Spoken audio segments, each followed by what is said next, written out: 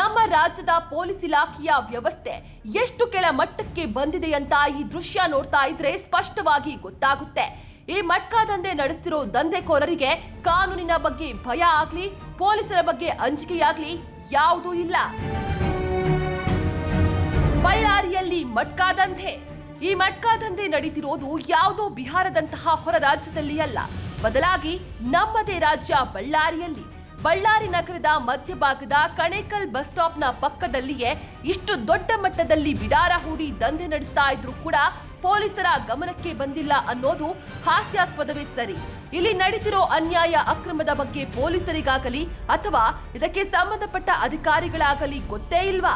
ಅಥವಾ ಕೈ ತುಂಬಾ ಲಂಚ ಪಡೆದು ಸುಮ್ಮನಾಗ್ತಿದ್ದಾರಾ?